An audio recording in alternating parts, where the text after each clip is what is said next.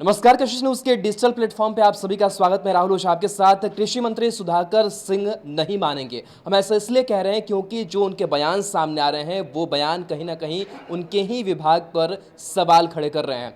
जी हाँ, जिस तरीके से लगातार सुधाकर सिंह के बयान पिछले कई दिनों से सामने आ रहे हैं, वो ये कह रहे हैं कि उनके जो विभाग के अधिकारी हैं वो चोर हैं। उनका ये कहना है कि 25 से 50 हज़ार रुपए की जो वसूली है वो अधिकारी कर रहे हैं। साथ ही साथ उन्होंने एक वाकया का भी जिक्र किया और कहा कि हमारे जो अधिकारी साहब थे वो एक पेट्रोल पंप पर गए और उन्होंने तेल लिया और उसके बाद से जब पंप वाले ने पैसे मांगा तो उन्होंने कहा कि पैसे आप रजिस्टर में जो है वो लिख लीजिए।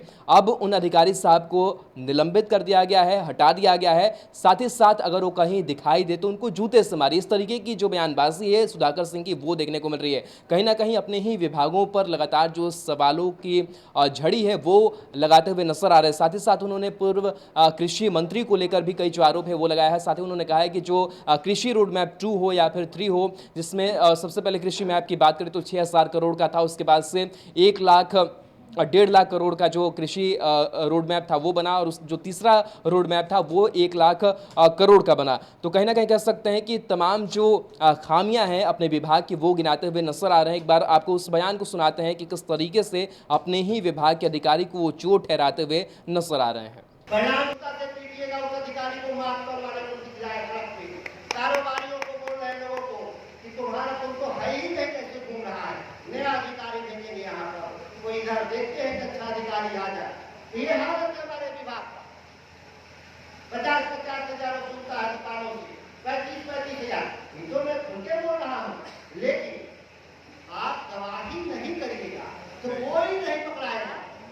भगवानपुर वाले ने किया, मैंने एक्शन लिया, लेकिन आप गवाही नहीं करेंगे, लीक कर नहीं देंगे तो सभी बचाएंगे।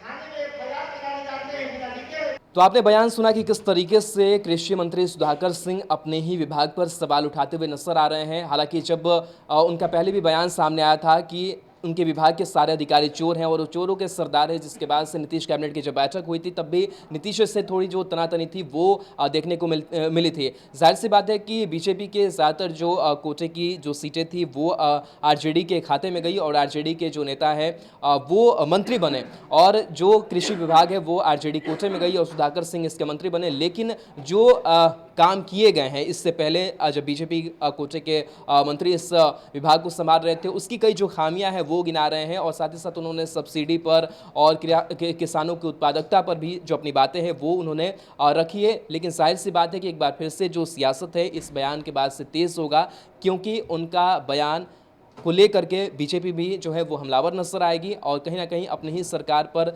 अपने ही सरकारी विभाग पर वो सवाल खड़े करते हुए नजर आ रहे हैं। तो तमाम खबरें अपडेट्स आप तक पहुंचाते रहेंगे। बन रही है कशिश न्यूज़ के साथ। नमस्कार।